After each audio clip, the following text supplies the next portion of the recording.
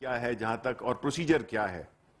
ہم تو یہ جانتے ہیں کہ اپنے قائد اعظم کے مزار پہ جو ہلڑ بازی، جو ایک غیر قانونی چیز ہوئی، واقعہ ہوا، جو کہ صفدر عوان اور مریم عوان نے رچایا تھا، جس سے کہ پاکستان کی حقیقت کے خالق قائد اعظم کے مزار پہ ایک بڑی بدتمیزی، ایک طوفان بدتمیزی برپا کیا گیا، جو کہ قوانین کے بھی خلاف تھا اور اخلاقیات کے بھی خلاف تھا.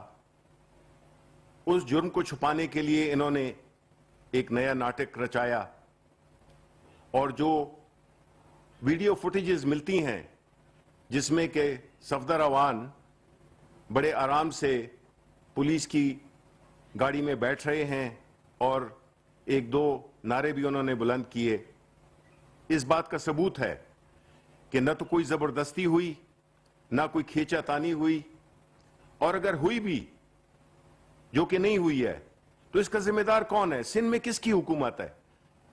سندھ میں پاکستان تحریک انصاف کی حکومت ہے. آپ نے تو 18 ترمیم کی وجہ سے جس طرح آپ نے لیے ایک علیحدہ ایک جزیرہ بنا لیا تھا، ایک ملک بنا لیا تھا آپ نے، کہ جہاں پہ کہ آپ کی لوٹ مار، سندھ کے عوام کو پسماندہ رکھنا، سندھ کے اثاثوں کو لوٹنا، یہ تو آپ کا شیوا تھا. اومنی اکاؤنٹس اس کی ایک جھلک ہے، ایک چھوٹی سی جھلک ہے، کیونکہ جو بد انتظامی اور جس کرپشن، جس نااہلی کی حکومت آپ کی چل رہی ہے پچھلے 10 سال سے، اس سے تو یہی ثابت ہوتا ہے کہ آپ کی سیاست ختم ہو رہی ہے. آپ ایک قومی پارٹی کے بجائے ایک علاقائی جماعت میں تبدیل ہو گئے ہیں.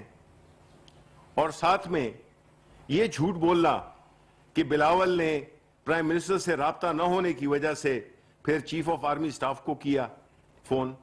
دیکھیں، آپ اپنی سیاست، اپنی جھوٹ، اپنے سیاسی فائدے کے لیے آپ ایسے ڈرامے رچا رہے ہیں جس کا حقیقت سے کوئی تعلق نہیں ہے. آپ جھوٹ پہ جھوٹ بولتے ہیں اور آپ کی کسی بات میں نہ تو کوئی وزن ہوتا ہے اور ہمیشہ متضاد باتیں آپ کرتے ہیں. آپ کمروں میں ایک بات کرتے ہیں، ہمیں سب پتہ ہے کہ آپ کیا کیا کرتے ہیں، لیکن باہر آ کے آپ نے اپنے آپ کو جمہوریت کا چیمپئن بھی بنانا ہے. یہ جمہوریت جس کے پیچھے آپ لگے ہوئے ہیں، جس کو کہ کمزور کرنے میں آپ کوئی دقیقہ وہ نہیں کر رہے ہیں، فراموش نہیں کر رہے ہیں. آپ پاکستان کی جو اکانومی ہے، جو کہ الحمدللہ اس وقت بڑے بہتر طریقے سے چل رہی ہے، باوجود اس کے کہ کورونا نے عالمی معیشتوں کو تہس نہس کر دیا ہے، پرائم منسٹر عمران خان کی قیادت میں اس کی حکمت عملی، اس کی نیک نیتی، اس کی حکومت، اس ساری مشکلات کے باوجود ہماری اکانومی دوبارہ اپنے پاؤں پہ کھڑی ہو گئی ہے. اور یہ بات آپ کو بالکل پسند نہیں ہے. وہ اس لیے کہ آپ نہیں چاہتے کہ ایک ایسی حکومت جس نے آ کے ایک پرانی پارٹنرشپ توڑی، وہ جو تسلط آپ نے قائم کیا ہوا تھا نا 2 خاندانوں کا، اس کو شکست دے کر عمران خان نے ایک ایسی حکومت کی بنیاد ڈالی جو کہ نہ تو کاروباری ہے اور نہ اس کے کوئی خاندانی لنکس ہیں. اپنی محنت کے ذریعے، اپنی کاز کے لیے پاکستان کے عوام نے ان کی پوری سپورٹ کی، اور جس کی وجہ سے آج انشاءاللہ ان کی اور ماشاءاللہ ان کی حکومت ہے. اب آتے ہیں جو بنارسی ٹھگوں کا جو دوسرا گروپ ہے، نون گروپ. انہوں نے بات کی، اس میں 2 باتوں کو انہوں نے بار بار ذکر کیا. ایک تھی کہ چادر اور چار دیواری کا تحفظ. یہ سمجھتے ہیں کہ چادر اور چار دیواری صرف مریم صفدر ہیں. وہ وقت بھول گئے ہیں یہ جب انہوں نے نہتے خواتین پہ حاملہ خواتین کے منہ پہ گولیاں مار رہی ماڈل ٹاؤن میں. یہ وہ بھول گئے ہیں کہ جس طرح سے محترمہ بے نظیر شہید کی تصاویر انہوں نے ہیلی کاپٹر سے پھینکی. کہاں گئی وہ؟ اس وقت کہاں پہ گئی تھی چادر اور چار دیواری کا تحفظ؟ یہ تو آپ اس کے خالق ہیں. آپ نے پچھلے دنوں بھی اپنی تقاریر میں ہماری خاتون اول کا ذکر کیا، جو کہ نہ سیاسی ہیں اور نہ ان کا سیاست سے کوئی لین دین ہے. تو آپ اتنی گر گئے ہیں، آپ کی جو اخلاقیات کی سطح ہے وہ اتنی گر گئی ہے کہ آپ کسی کو بھی آپ چھوڑ نہیں سکتے ہیں. آپ کی اگر مخالفت ہے تو وہ پاکستان کے عوام سے ہے، عمران خان سے ہے. آپ تو یہ نہیں کر سکتے ہیں کہ آپ کا عمل کچھ ہو اور آپ کی جو باتیں ہیں وہ کچھ اور ہوں.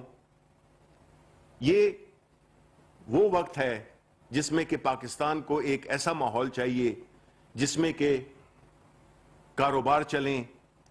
یہ وہ وقت ہے جس میں کہ معیشت بحال ہو گئی ہے اور آگے کی طرف رواں دوا ہے. آپ اسی وقت جمہوریت کو بھی کمزور کرنا چاہتے ہیں اور پاکستان کو بھی کمزور کرنا چاہتے ہیں. آپ کی ساری جو یہ ناٹک ہے اس کا مقصد یہی ہے کہ پاکستان تحریک انصاف کی حکومت، عمران خان اگر کامیاب ہو گیا تو آپ کی سیاست تو ہمیشہ کے لیے ختم ہو گئی. اور انشاءاللہ اللہ تعالیٰ کی رحمتیں عمران خان اور اس کی حکومت کے ساتھ ہیں، جس کا کہ ہم نے ایک جھلک دیکھی کورونا میں، جس میں کہ پوری عالمی دنیا سٹرگل کر رہی ہے. ہزاروں لاکھوں لوگوں کی نوکریاں گئی ہیں، کئی لوگوں کے بزنسز ختم ہوئے ہیں. لیکن الحمدللہ پاکستان میں اس شدت سے وہ نقصان ہمیں نہیں پہنچا، اور وہ اس کی صرف وجہ یہی تھی کہ پرائم منسٹر نے روزگار کی بھی تحفظ کیا اور لوگوں کی صحت کا بھی تحفظ کیا. لیکن آپ کو یہ بات بالکل نہیں بھاتی. اس کی وجہ یہ ہے کہ آپ چاہتے ہیں کہ افراتفری ہو، آپ چاہتے ہیں کہ غیر یقینی صورتحال ہو، آپ چاہتے ہیں کہ پاکستان کی اکانومی نہ بہتر ہو، آپ چاہتے ہیں کہ کسی بھی وجہ سے آپ پہ جو مقدمات ہیں، آپ کی جو چوری ہے، آپ کی جو لوٹ مار ہے، آپ کے جو بھاگے ہوئے لیڈر ہیں، اس ملک سے فرار، قانون کو مطلوب، قانون کی آپ چین آف کمانڈ کی بات کرتے ہیں. خاقان صاحب آپ تو سب سے بڑے وائلیٹر تھے اس کے. 99 کو بھول گئے آپ ان ایل این جی کی جو ڈیلز تھیں ان کو آپ بھول گئے ہیں، جس میں کہ آپ نے ملک کو 15 سال کے لیے مقید کر دیا. یہ جو آج گیس کی پرائسز ہیں، یہ جو بجلی کی پرائسز ہیں، یہ کس وجہ سے اوپر جا رہی ہیں؟ یہ آپ ہی کی وجہ سے اوپر جا رہی ہیں. محترم، آپ جس طرح کے باتیں کر رہے ہیں اس سے تو یہ ظاہر ہوتا ہے کہ آپ چاہتے ہیں کہ پاکستان خدا نہ خواستہ اس کی جو اکانومی ہے وہ بالکل ایک غیر یقینی کی صورتحال سے دوچار ہو، اور آپ صرف اپنے سیاسی مقاصد کے لیے آپ اس طرح کا ناٹک رچا رہے ہیں. کچھ خدا کا خوف کریں. آپ نے اللہ کو جان دینی ہے، ہم سب نے دینی ہے. آپ ایسی چیزیں کیوں کیے؟ آپ نے ایسی سٹیپس کیوں لیے جس سے کہ یہ ملک پیچھے چلا گیا؟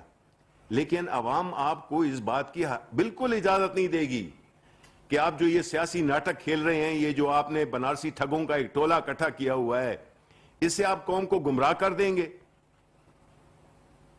ہم مانتے ہیں مہنگائی ہے اور پرائم منسٹر صاحب اس کے لیے بھرپور کوششیں کر رہے ہیں، اور انشاءاللہ جس طرح کے ہمارے اکنامک فگرز ہیں، جس طرح سے ایکسپورٹس بڑھ رہی ہیں، جس طرح کے ترسیلات آ رہی ہیں، جس طرح کے کرنٹ اکاؤنٹ پازیٹیو چل رہا ہے، جس طرح کے موٹر سائیکلز بک رہے ہیں ریکارڈ، جس طرح سے کنسٹرکشن کا مٹیریل ریکارڈ، ہسٹری میں اتنی سیمنٹ کبھی نہیں نہ ایکسپورٹ ہوئی تھی اور نہ بکی تھی.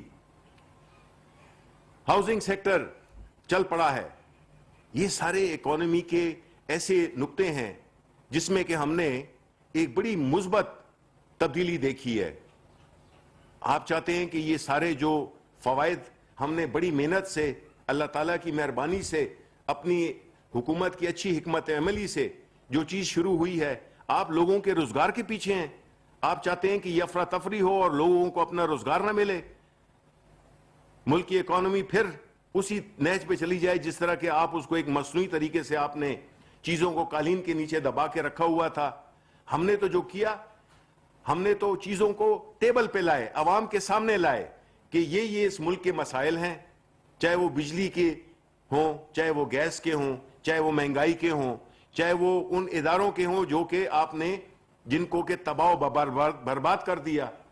آپ نے اداروں کو تباہ کر دیا، کوئی ادارہ کام نہیں کرتا. اب ماشاءاللہ بہتری آ رہی ہے کیونکہ ہم اس میں ایک بڑے اچھے لوگ لا رہے ہیں، تو یہ ملک آگے کی طرف جا رہا ہے.